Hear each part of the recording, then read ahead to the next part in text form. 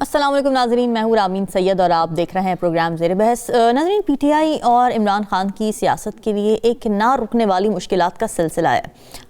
ایک طرف نقص امن کے خطرے کے پری ٹیکسٹ پر حکومت نے عمران خان سے اڈیالہ جیل میں تمام ملاقاتوں پر بلینکٹ بین لگا دیا ہے، اور اس کے فوراً بعد ہی ہم نے دیکھا کہ D G S P R کی ایک سخت پریس کانفرنس سامنے آئی، جس میں پہلی بار ایک سابق وزیر اعظم کو قومی خطرہ نیشنل تھریٹ قرار دیا گیا، اور یہ سب ہوا عمران خان کے اس ٹویٹ کے بعد جس میں انہوں نے چیف آف ڈیفنس فورسز کے خلاف ڈیروگیٹری الفاظ استعمال کیے۔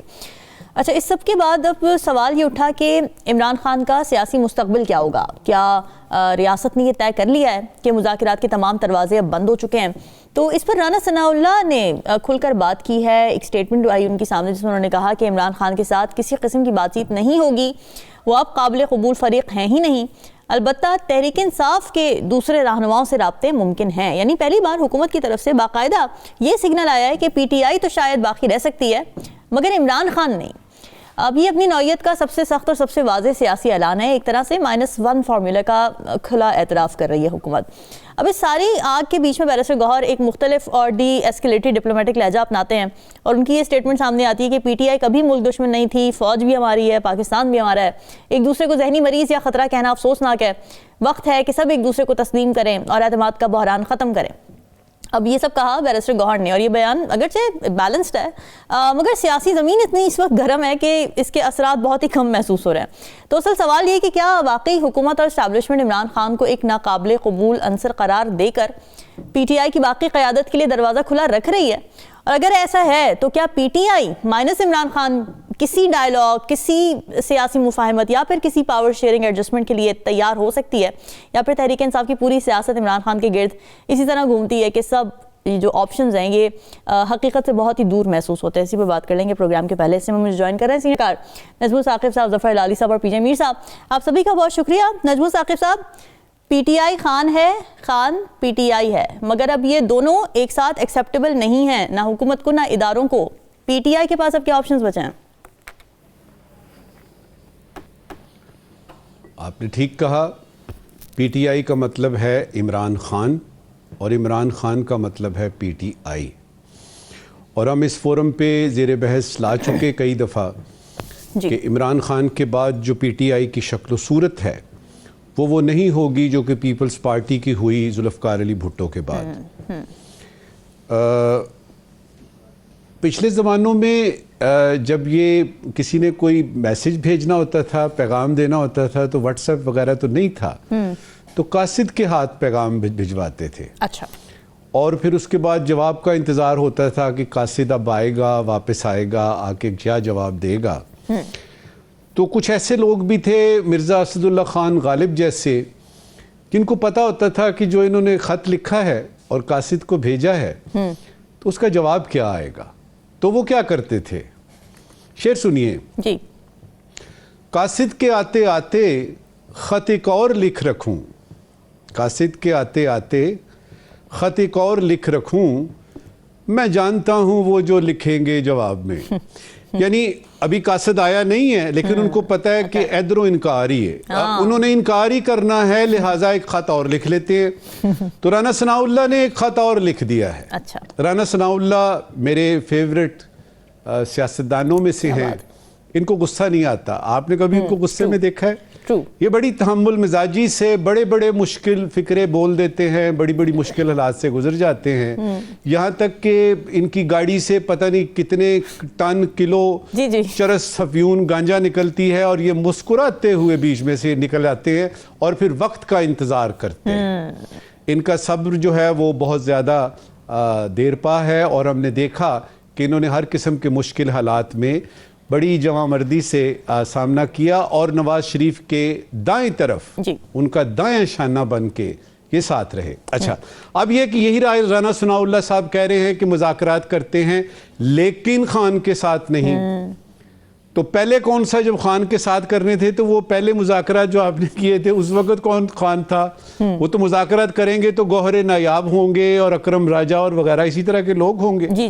لہٰذا یہ وہی ہے غالب والی صورتحال۔ اب یہ ہے کہ اس پہ انہوں نے 2-3 اہم باتیں کی ہیں، اس طرف اشارہ کر دیتا ہوں۔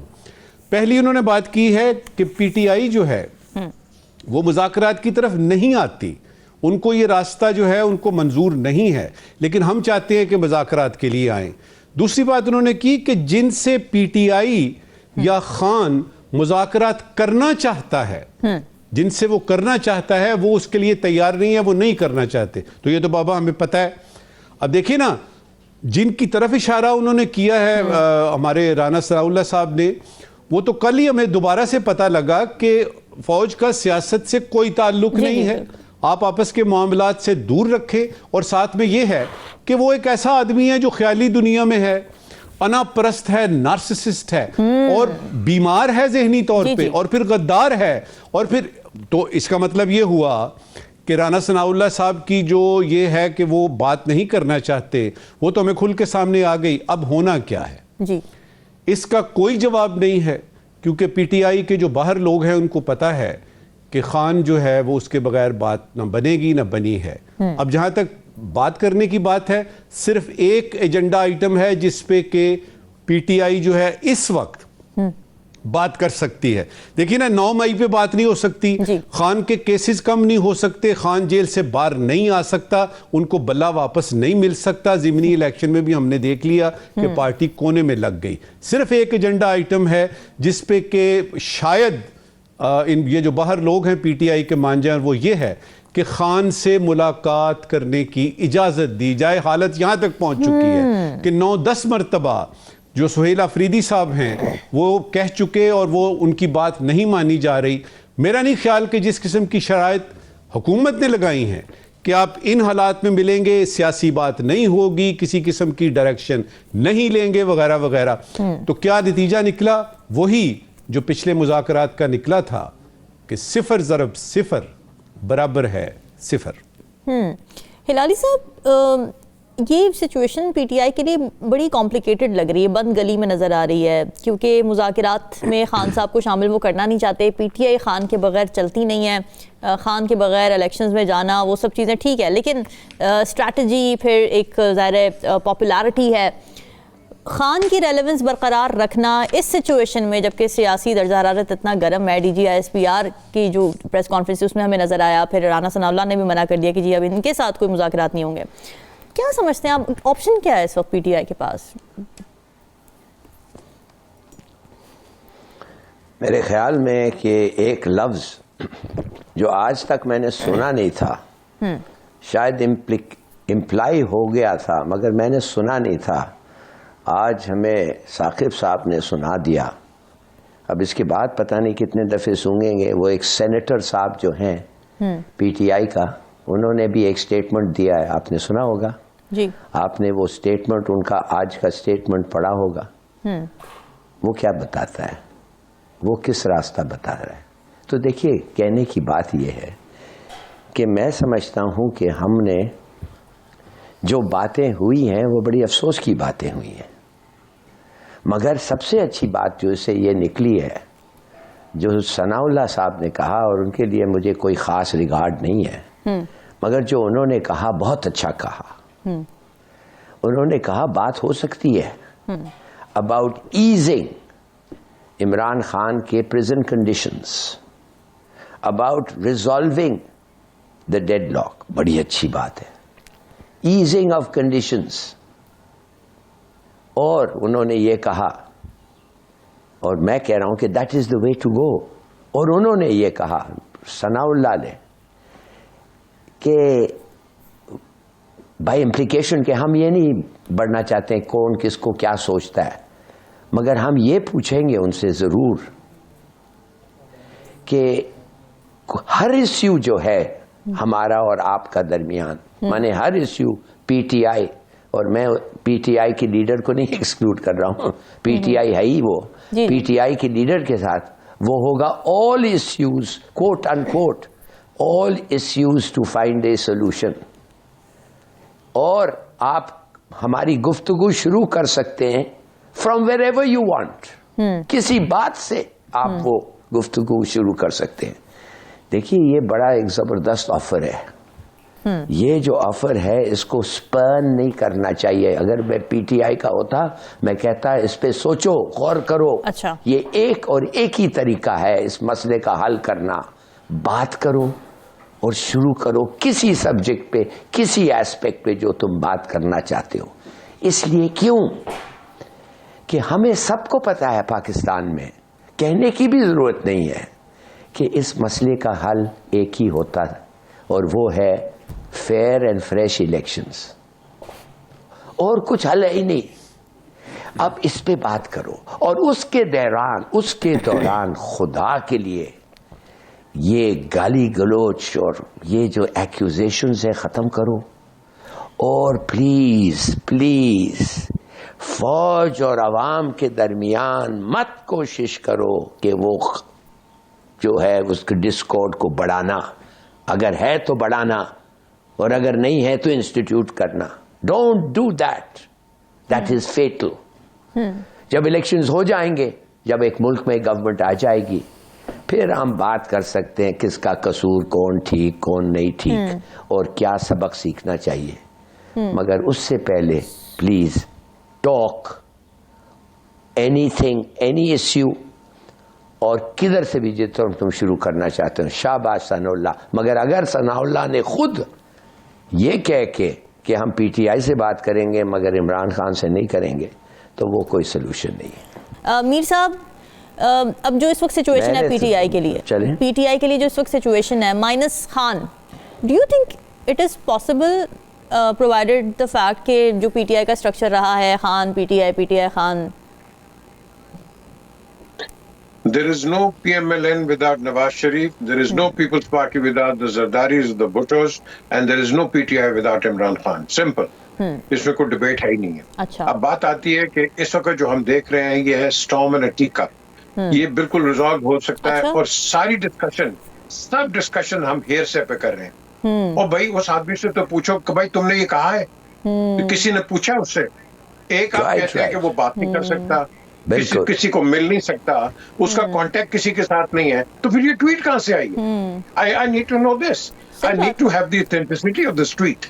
اور پھر اس کے بعد میں سمجھتا ہوں کہ with the greatest of respect to the DG ISPR, آپ مت جواب دیں. آپ کا فرض ہی نہیں جواب دینا, آپ کا پولیٹیکل ڈومین ہی نہیں ہے. یہ جو جواب ہے یہ تو پرائم منسٹر کو دینا چاہیے, یا پرائم منسٹر کے اسپوکس مین کو دینا چاہیے. فوج کو بالکل سائڈ پہ کرو. فوج has nothing to do with anything. اب وہ خود کہتے ہیں کہ ہمارا کوئی تعلق نہیں ہے.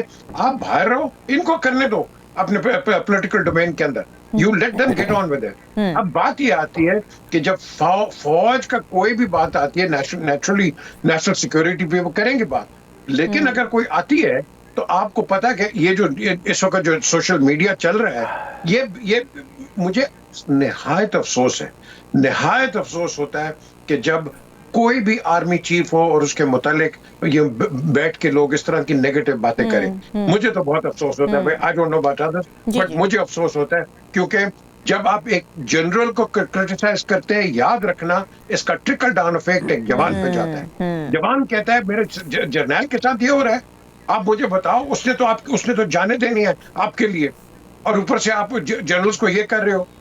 جو آپ نے کرنا ہے آپ بیٹھ کے بات کرو. یہ جو ہوائی فائر ہے نا سوشل میڈیا کے اندر, یہ جو اس طرح چھوڑتے ہیں, they are unacceptable. I'm sorry to say they are unacceptable. ہماری politics اور geopolitical situation is entirely different in comparison to the other countries. ہمارے پاس یہاں بیسک ایڈورسریز اتنے ہیں, اور ہم یہاں بیٹھ کے اپنی فوج کو رگڑ رہے ہیں. یار خدا کے لیے کچھ تو خوف کرو. اور ساتھ ساتھ یہ جو بات اب جو ایمینیٹ ہو رہی ہے, بالکل یہ جو ابھی ہلالی صاحب نے بات کی ہے, hats off to Rana Sana Allah, hats off to him. یہ انہوں نے بات کی ہے کہ یس بات ہو سکتی, کیوں نہیں ہو سکتی ہے یار. آپ دنیا کی کوئی کانفلکٹ لے لو, نیم می اینی کانفلکٹ, کنٹمپرری 1 اور 2 وارز کے اندر بھی کہیں بھی آپ لے لو, ہمیشہ بات ختم ہوتی ہے ٹریٹی کے اوپر, نیگوسیشنز کے اوپر, کبھی بھی نہیں. یہ نجم ثاقب صاحب ہمیشہ بولتے رہتے ہیں نا, یہی چیز ہوتی ہے. دروازے بند نہیں ہوتے, دروازے کبھی بھی بند نہیں ہوتے. خان کے ساتھ بات نہیں کرنا چاہتے. رانا ثناء اللہ نے بھی یہ کہا ہے کہ پی ٹی آئی سے بات ہو سکتی ہے, آئیں بیٹھے ہیں, پہلے بھی ہم کئی دفعہ پیشکش کر چکے ہیں, لیکن خان کے ساتھ نہیں ہو سکتی. اب خان کے بغیر پی ٹی آئی مذاکرات کیسے کرے گی؟ تو یہ آپ 4 سٹیپس آگے لیں گے اور 6 سٹیپس پیچھے لے لیں گے. تو اس کا فائدہ کیا ہوگا مجھے بتا دو بھائی. وہ پی ٹی آئی وہی ہے, عمران خان ہے. یہ سارے یہی کرتے تھے نا کہ ہم نے تو آپ سے بات نہیں کرنی, سر نواز شریف سے بات کرنی ہے. ہم نے آپ سے بات نہیں کرنی، بے نظیر سے کرنی ہے. ہم نے آپ سے نہیں کرنی، جنرل مشرف سے کرنی ہے. بات تو وہی ہوگی. تو ہم کیوں وہ رگ برول میں جا رہے ہیں کہ نہیں جی وہ نہیں ہوگا تو ہم بات کریں گے، اور پھر آپ آگے جاؤ گے کیسے؟ تو why are we wasting public time? ہم پبلک ٹائم ویسٹ کر رہے ہیں. پبلک میں سمجھتا ہوں کہ پبلک بالکل ہم اس کو total we are not getting anywhere at all. بات کرنی ہے کھل کے بات کریں. میں بار بار کہتا ہوں وزیر اعظم کو چاہیے، یہ دوست ہے یار اس کا عمران کا، جائے ان کے پاس جا کے کہہ رہے کیا بات ہے. لیکن وہ پھر یہ کہتے ہیں نا سر، خان صاحب بھی تو کہتے ہیں نا مینڈیٹ چوروں سے میں نے بات نہیں کرنی، تو دونوں طرف ہی ڈیڈ لاک نظر آتا ہے. بالکل کہتا تھا. اس کو میں نے خود پرائم منسٹر ہاؤس میں جا کے کہا، میں نے کہا یار یہ تُو نے کیا شور مچایا ہوا، او تجھے پتہ نہیں ہے باہر مافیا آتا تھا، اندر کتنا مافیا ہے. یہ ایگزیکٹ ورڈز ہے اس کے پی ایم ہاؤس کے اندر. اچھا، اب بات یہ آتی ہے کہ دیکھو آپ ہمیشہ اپنے آپ کو ریویو کرتے ہیں. ہم پاکستان میں اس کو یو ٹرن کہتے ہیں. آپ اپنی اسٹیٹمنٹس کو ریویو کرتے ہیں. تو جب آپ ریویو کرتے ہیں you think again maybe you did the wrong thing and now you doing the right thing اور trying to do the right thing. تو آپ اس کو ریویو کر کے میں سمجھتا ہوں دا ڈورز آر اسٹل اوپن. ٹھیک ہے. نجم ثاقب صاحب آپ کامنٹ کرنا چاہ رہے تھے، اور یہ بھی بتا دیجیے ساتھ کہ آپ بھی عنقریب کو یو ٹرن دیکھ رہے ہیں آتا ہوا؟ میرا نہیں خیال. دیکھیے کچھ جو چیزیں ہیں نا وہ ہم بار بار ریپیٹ کر رہے ہیں. تو جب ریپیٹ ہوتی ہیں باتیں تو کچھ عجیب سا ان کا وہ اندر سے حسن ختم ہو جاتا ہے. جی جی. کیا یہ کوئی یعنی ایسی بات ہے، کانفلکٹنگ بات ہے کہ خان جو ہے وہ مقبول لیڈر نہیں ہے؟ بالکل ہے، اور یہ اس کے اوپوننٹس بھی مانتے ہیں. کیا پی ٹی آئی جو ہے وہ اس ملک کی سب سے بڑی پارٹی نہیں ہے؟ سب مانتے ہیں اور مخالفین بھی مانتے ہیں. مصیبت یہ ہے کہ جو پاپولیرٹی خان کی ہے وہ مٹیریلائز کیسے ہو. اس سوال پہ غور کیجئے گا. صحیح کہہ رہے ہیں کہ اس پاپولیرٹی کا جو اس کے سپورٹرز اور ووٹرز ہیں ان کو کیا فائدہ اگر وہ پرائم منسٹر نہیں بن سکتا یا وہ جیل سے باہر بھی نہیں آ سکتا. تو پوری قوم، عوام، خاص طور پہ وہ ووٹر سپورٹر جو کہ خان کے ہیں، وہ اس مخمصے میں ہیں کہ بات تو یہ سچ ہے کہ وہ سب سے بڑا لیڈر ہے اس وقت سیاست میں. پاکستان کا سب سے بڑا نام ہے سیاست میں، دنیا میں، یعنی دنیا کے اور جو ممالک ہیں وہاں بھی مانا جا رہا ہے. مگر یہ ہے کہ وہ جیل میں ہے. اب اس کو وہ دیکھنا چاہتے ہیں پاپولیرٹی کے تناسب سے اس کو اس کی پوزیشن ملے، اور یہ مل نہیں رہی. یہاں پہ آ کے آپ کی پوری سیاست، مخالفت، مخاصمت، ہر چیز اس پہ منتج ہوئی ہے. اور یہ وہ ہے، یعنی یوں سمجھیے کہ کنفیوژن ہے جو میرے دماغ میں بھی ہے، جی ہمارے سب پینلسٹ جو ہیں آپ کے دماغ میں بھی ہے، عوام کے دماغ میں بھی ہے. دماغ نہیں مانتا کہ بھئی سب سے بڑی پارٹی ہے سیاسی، سب سے بڑا پولیٹیکل لیڈر ہے، لیکن جیل میں ہے. یہاں پہ آ کے ہماری سوچ بند ہو جاتی ہے، اور اسی لیے بہت سارے سوالات اٹھتے ہیں. باقی یہ باتیں ساری جو ہیں یہ ہم کئی دفعہ کہہ چکے، پورے پاکستان کو پتا ہے، اور ہم اس کو بار بار ریپیٹ کر رہے ہیں. لہٰذا اس سوال کا جواب ڈھونڈیے کہ ایک مقبول ترین لیڈر جس کی سب سے بڑی پولیٹیکل پارٹی ہے وہ پرائم منسٹر کیوں نہیں ہے؟ اس پہ سوچیں. ٹرو ہے، اس کی پاپولرٹی چینلائز کیسے ہو سکتی ہے؟ That is a very important point. ناظرین آپ اسٹے ود اس.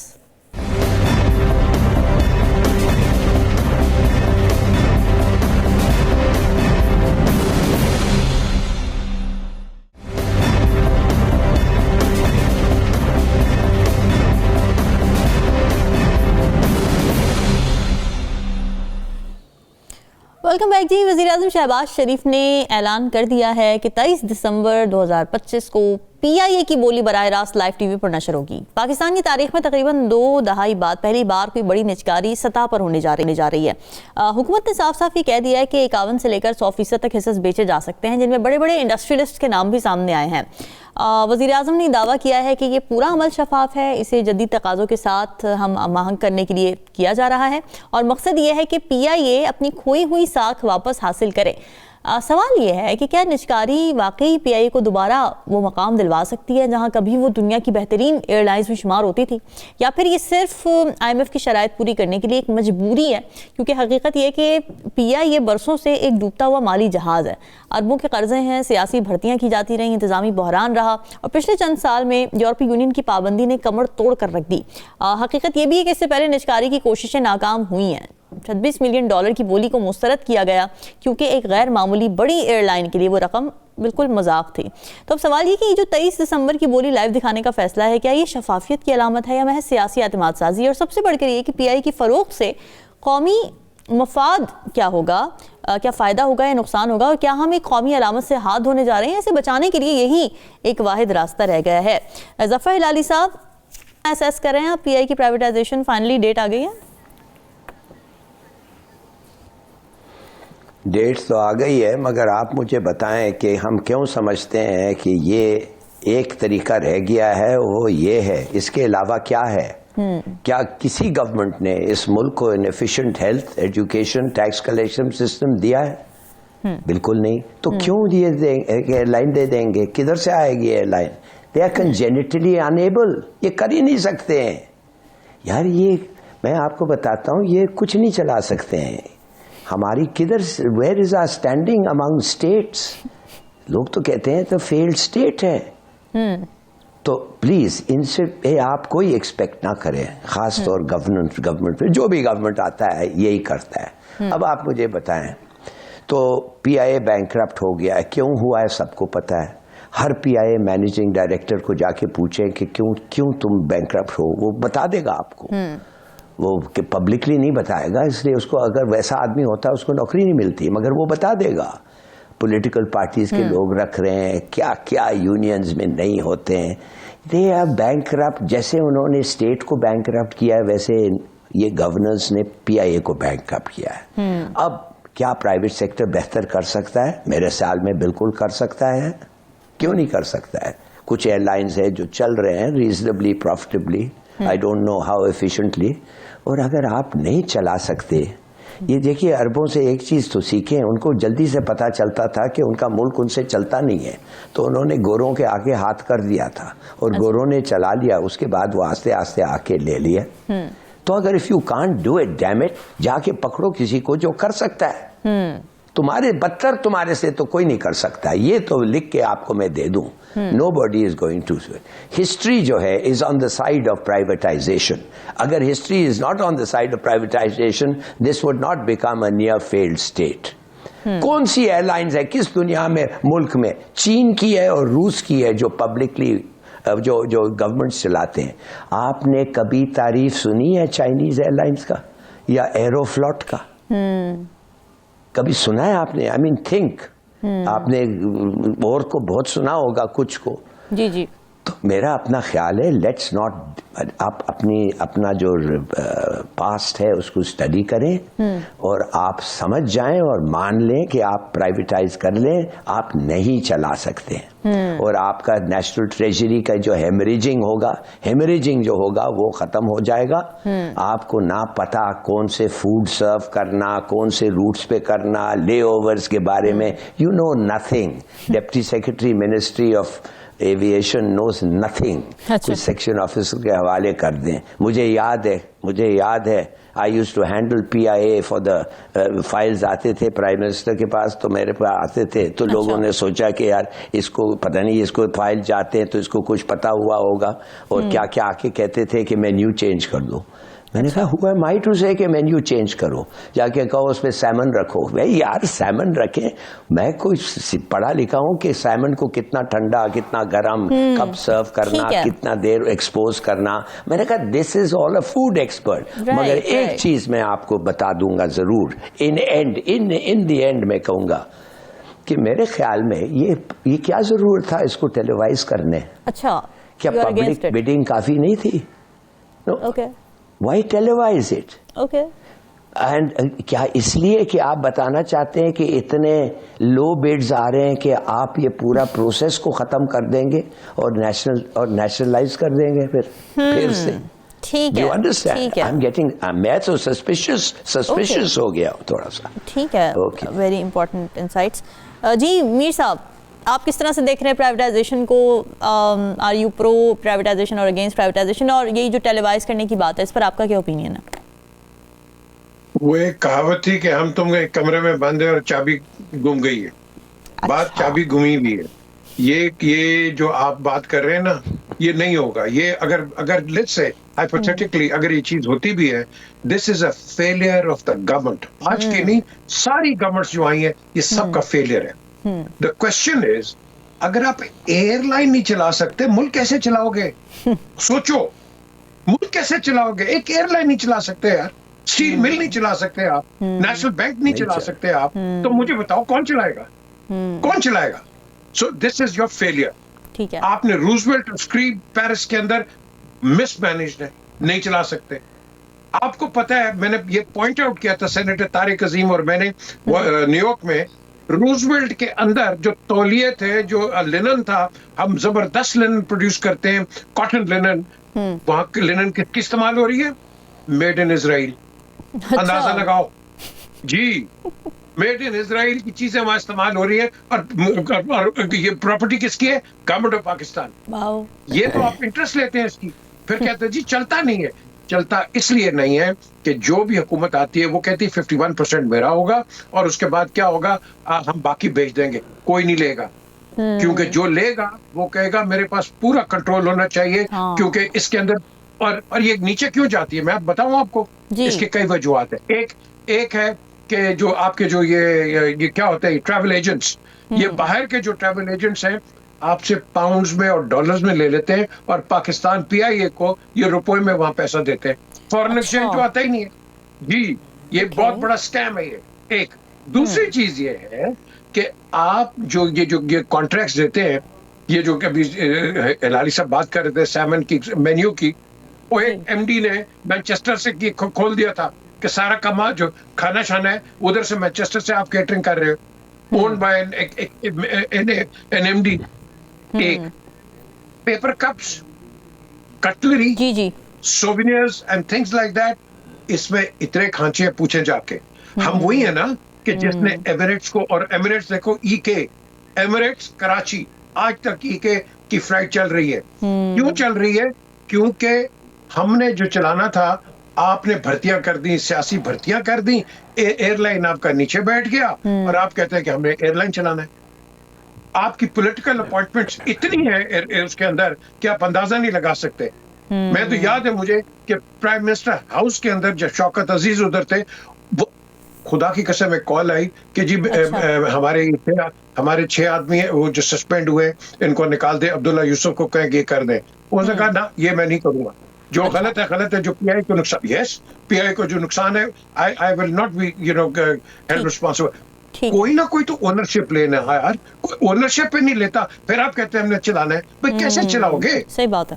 آپ ایک اور چیز, آپ کی جو سیٹس ہوتی ہیں, یہ ٹریول ایجنٹس آپ ان کو کہتے ہیں, یہ کیا کرے گا, ایک سی آر سی میں جا کے وہ کر دے گا کہ جی یہ سیٹیں بک کر دیں.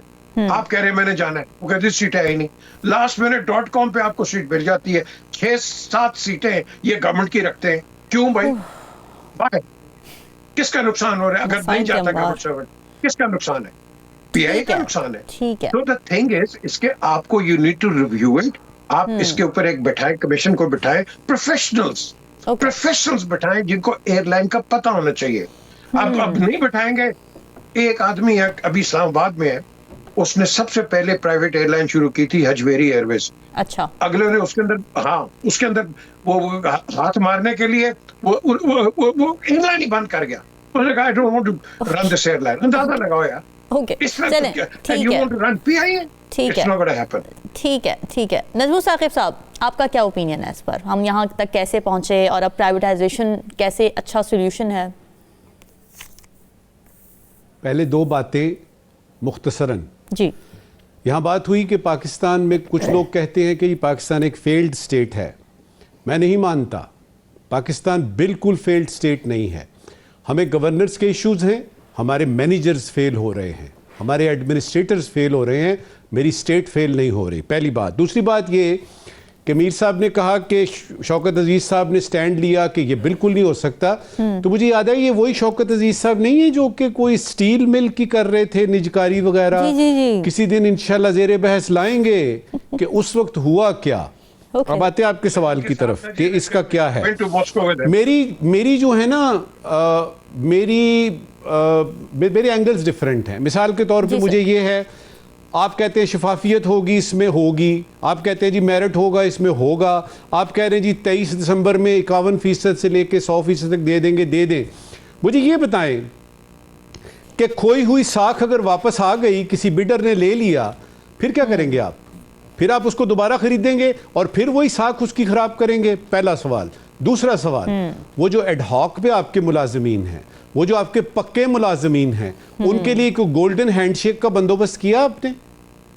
آپ نے سوچا ہے کہ جس طریقے سے بھی پی آئی اے میں لوگ آ گئے, جو کوئی نیا آئے گا مالک اس کا 51% والا یا 100% والا, وہ تو ان سب کو نکال دے گا. سب سے پہلا کام وہ یہ کرے گا کہ اگر 100 لوگ ہیں تو وہ کہے گا جی 15 کا کام ہے, یہ باقی 85 تو جائیں نا. ان 85 لوگوں کا کیا ہوگا؟ کیا اس کے بارے میں سوچ رہے ہیں آپ؟ اور پھر آپ کو کیا ہے, زیادہ سے زیادہ کیا کریں گے, زیادہ سے زیادہ کیا کریں گے؟ سڑکوں پہ آئیں گے اور دیکھ لیں گے یار, ان کے جو لیڈرز ہیں نا ان کو بلا لیں گے, مک مکا کچھ کر لیں گے. اچھا, یہ اپروچ ہے آپ کی کہ آپ کو گورننس کا ایک تو پتہ نہیں ہے, اور پتہ ہے تو کرتے نہیں ہے.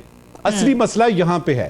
آخری بات اس وقت کی, مجھے ان لوگوں پہ بھی ترس آ رہا ہے, اگر یہ پی آئی اے جو ہے یہ پرائیویٹائز ہو گئی تو وہ لوگ جن کو فری ٹکٹیں ملتی ہیں یار, یہ تو یتیم ہو جائیں گے. اور وہ لوگ جو کہ جہاز رکوا دیتے تھے کہ ٹھہرو بھی بیگم صاحبہ کی بلی نہیں مل رہی, بلی ملے گی تو جہاز چلے گا, تو ان لوگوں کا کیا ہوگا؟ تو ملازمین کے ساتھ ساتھ ایڈ ہاک اور پکے, ان کے ساتھ ساتھ مجھے ان پہ بھی ہو رہا ہے کہ یہ ٹکٹیں فری کہاں سے لیں گے, جہاز کیسے رکوائیں گے؟ اب تو پھر ٹائم پہ پہنچنا پڑے گا. یہ تو بڑی پریشانی والی بات ہے نجم ثاقب صاحب. ناظرین, ڈسکشن کا سلسلہ جاری, واپس آئیں گے ایک بریک کے بعد. اسٹے ود اس.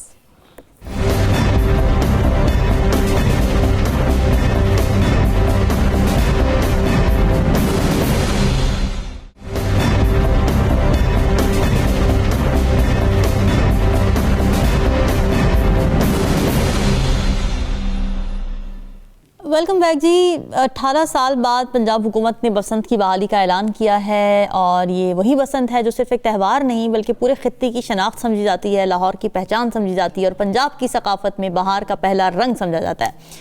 بسنت کی تاریخ مہاراجہ رنجیت سنگھ کے دور سے چلتی ہے, اور جو اس کے کریکٹرسٹکس ہیں, فیچرز ہیں, وہ ہے بہار, خوشحالی, موسم گل کا جشن. چھتوں پر زندہ دل لاہوری کی ہنسی ہم دیکھتے تھے جب یہ ہوتا تھا تہوار. پیلی چادریں نظر آتی تھیں, دور تک گونجتی وہ کاٹا کی آوازیں, اور آسمان پر رقص کرتی ہوئی رنگا رنگ پتنگیں نظر آتی تھیں. یہ تہوار ایک سماجی ایونٹ سے زیادہ ثقافتی ورثہ بن گیا. لیکن تصویر کا ناظرین ایک دوسرا رخ بھی ہے. تصویر کی دوسری طرف نظر آتی ہے وہ خوفناک حقیقت جس کی وجہ سے 2007 میں بسنت پر پابندی لگی تھی. کٹی ہوئی گردنیں, ماں باپ کے لخت جگر, موٹر سائیکل پر گھر سے نکلے اور پتنگ کی ڈور نے انہیں واپس آنے نہ دیا. شیشے اور دھاتی کیمیکل سے لگی ہوئی ڈور چند سیکنڈز میں زندگیاں نگل جاتی تھیں. صرف لاہور نہیں بلکہ پورے پنجاب میں اموات ہوئی تھیں اور شدید زخمی ہوئے تھے, بچے بھی. اور پھر یہ وہ اندوناک خبریں تھیں جنہوں نے ایک تہوار کو ایک المیہ میں بدل دیا تھا. اب پنجاب حکومت نے کائٹ فلائنگ آرڈیننس 2025 کے تحت بسنت کو سخت سیکیورٹی اور ریگولیشن کے ساتھ واپس لانے کا فیصلہ کیا ہے, اور اس میں کچھ شرائط ہیں, کچھ کنڈیشنز ہیں, وہ بھی آپ کو بتا دیتے پھر ڈسکشن کی طرف بڑھیں گے. کہ 18 سال سے کم عمر نوجوان پتنگ نہیں اڑا سکتے. پہلی خلاف ورزی پر 50,000, دوسری پر 1 لاکھ روپے جرمانہ ہوگا, اور خلاف ورزی پر 3 سے 5 سال تک قید اور 20 لاکھ تک کا جرمانہ بھی ہو سکتا ہے. ہر پتنگ اور ہر دکان پر QR کوڈ سسٹم ہے. قاتل ڈور, کیمیکل, میٹل یا گلاس کو مکمل طور پر بین کر دیا گیا ہے. صرف دھاگے والی روایتی ڈور کی اجازت ہے, اور رجسٹرڈ ایسوسیشنز, رجسٹرڈ شاپس اور نگرانی کے لیے ضلعی انتظامیہ کا سخت فریم ورک بھی سامنے آیا ہے.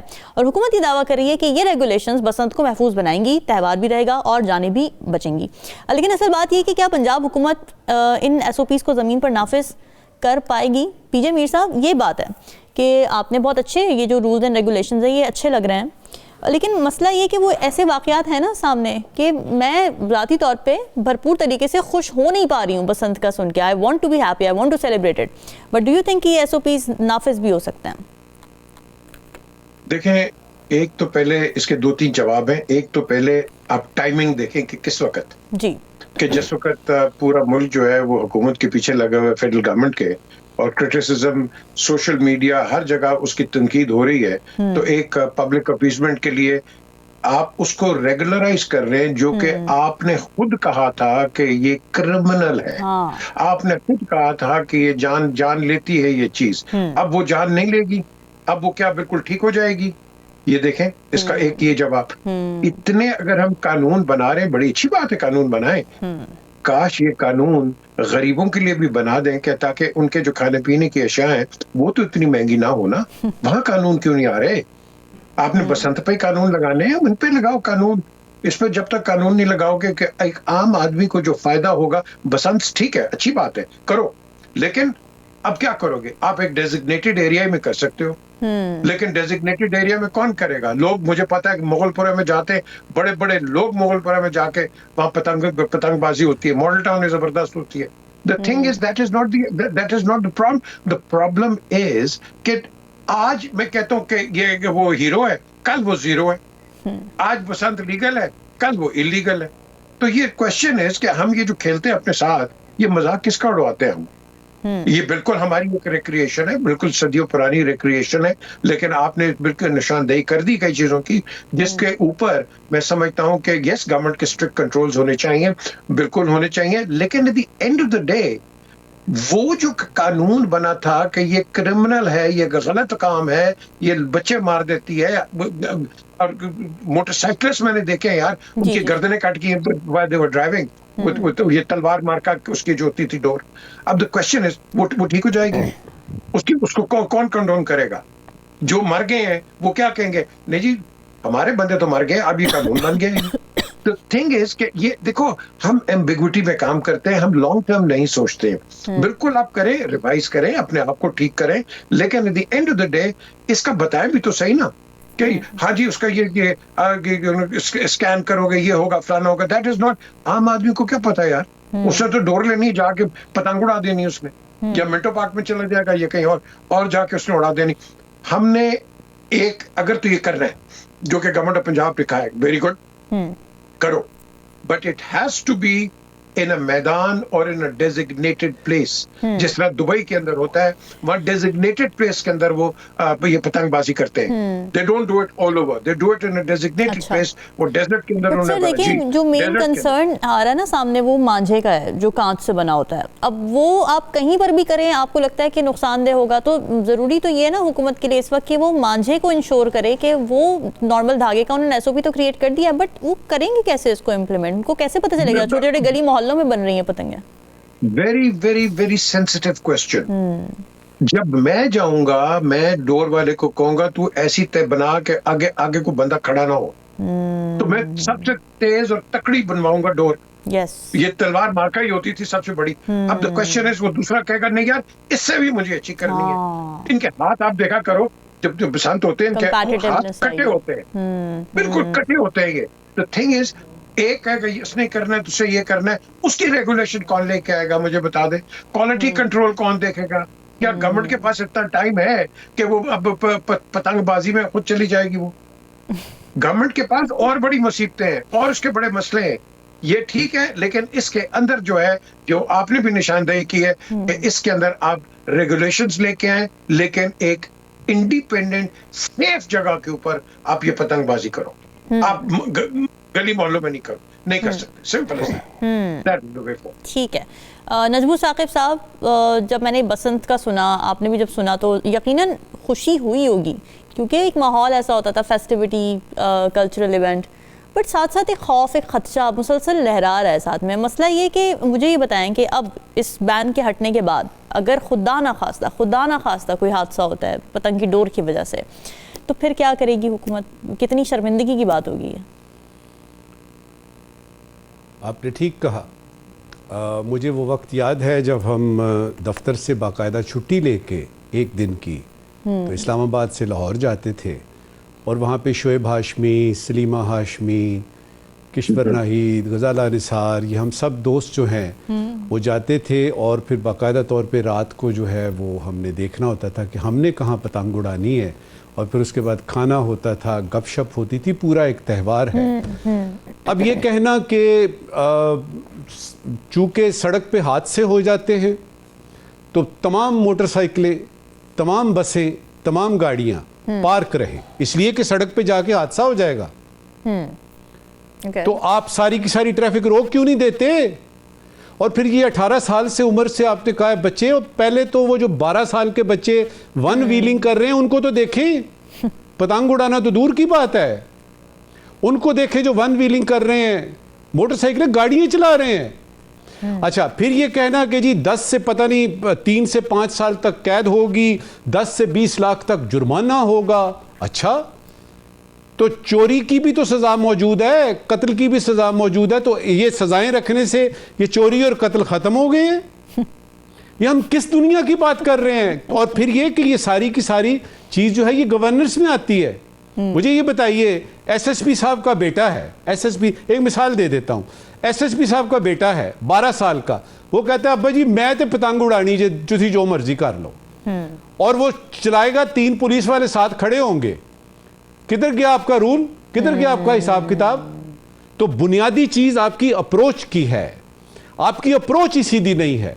आपने एक अच्छा खासा जो इवेंट है, अब 18 साल से ये बसंत नहीं हुई, तो क्या आपके पाकिस्तान, प्यारे पाकिस्तान में और खुसूसन पंजाब में और बिलखुसूस लाहौर में अमवात की शरह कम हो गई है? ट्रैफिक के जरा देखें तो सही, कितने हैं, कितनी चोरियां, डाके हो रहे हैं, कितने लोग मर रहे हैं। तो ये कहना कि जी अमवात हो जाती हैं, तो अमवात तो होनी ही है। असल चीज ये है कि आप ये इस तरह की कदगने लगा के, अगर मैंने खुश भी होना है, मैंने कोई खुशी की बात करनी है, मैंने अपने आप को खुश करना है, अपनी फैमिली के साथ किसी त्यौहार में जाना है, और मुझे पता हो कि पुलिस का नाका लगा हुआ है, कौन सा त्यौहार, कौन सी खुशी? तो आप ये जो दूध में मेंगने डाल के ना दें, या तो इजाजत दे दें या फिर ना दें। और जहां तक मेरी अपनी जाती राय है, मेरे ख्याल में मेरे मुल्क में, मेरे प्यारे पाकिस्तान में तफरीह के मौके हैं कितने? नहीं है। कितने मौके हैं कि आदमी अपने जा सके? अब तो लोग फिल्में भी नहीं देखने जाते, यानी आपके सिनेमा हॉल्स में जो है वो यानी रेस्टोरेंट खुले हुए हैं। तो ये एक तफरीह का मौका है, इसको दीजिए। अल्लाह अल्लाह खैर सलाह, माँ बाप संभाल लेंगे अपने बच्चों को कि उन्होंने कवार गंदर डाल के बनानी है, शीशा डालना है बीच में, और कौन सी मोलक दीवार, यानी वो जो आपकी डोर है, ये माँ बाप पे छोड़ दीजिए। लेकिन खुदा के लिए थोड़ी देर के लिए उनको तफरीह का मौका मिल रहा है, उनको देना मौका। फीडबैक जरूर दीजिएगा। हमें दीजिए इजाजत। अल्लाह हाफिज।